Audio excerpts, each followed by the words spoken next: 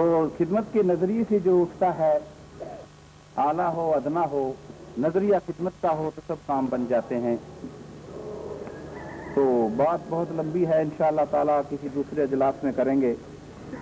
नज़्म के लिए मुझे कहा गया, जहाँ तक देखिए इल्म की फरमा रवाई है, जो सच पूछो तो नीचे इल्म और ऊपर खुदाई है। राणा जमील साहब, मेरा ताल्लुक करनाल से है। राणा जमील साहब मोदी साहब के सेक्रेटरी कुलूर कोट के 4-5 साल इकट्ठे रहे, करनाल में भी इकट्ठी तालीम हासिल की। वजीराबाद से मैं खिदमत किया मैंने।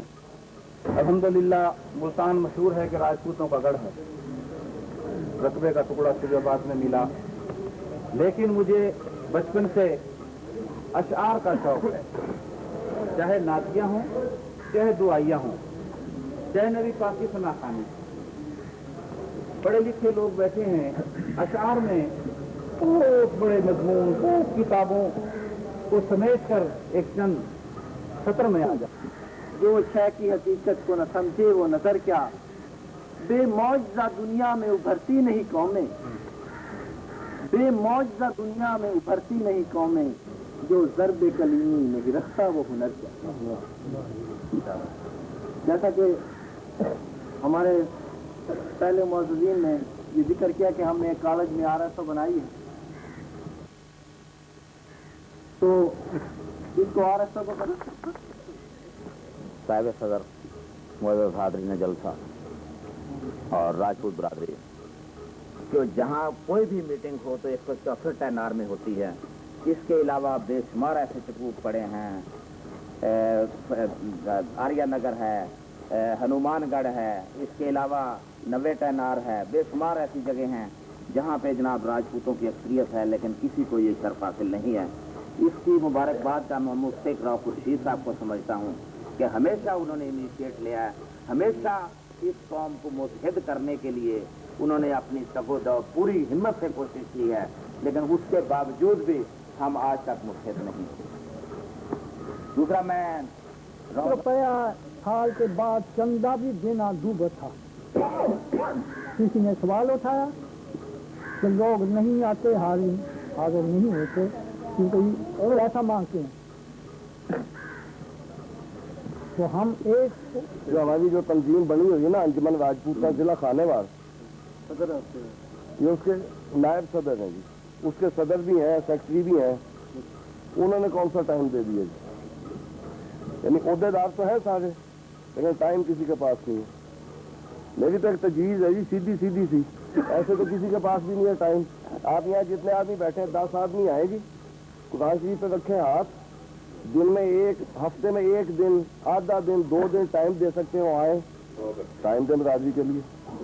वैसे तो किसी का राव खुर्शीद साहब का सर, इन्होंने अंजुमन को इंट्रोड्यूस कराया, हम आज आपके सामने थी। तो हमें देख करके ये बड़ी खुशी होती है कि हमारे भाइयों में इत्तेफाक है कि कोई कराची से आए हुए हैं, कोई कहीं से आए हुए हैं, कोई कहीं से आए हुए हैं। तो ये हमारी जो है कुर्बानी, ये इसका जरूर कोई ना कोई नतीजा निकलेगा। और इंशाअल्लाह अगर हम इसी तरह से चलते रहें, आज ये 100 है, कल ये 200 होंगे, परसों ये 400 हो जाएंगे। अगर हमारा इज्तिमा इसी तरह से होता रहा तो तमाम भाइयों को मुलाकात का इत्तेफाक होता रहेगा। और दूसरी बात ये कि मुलाकात या पहचान से आदमी के ताल्लुकात बढ़ते हैं।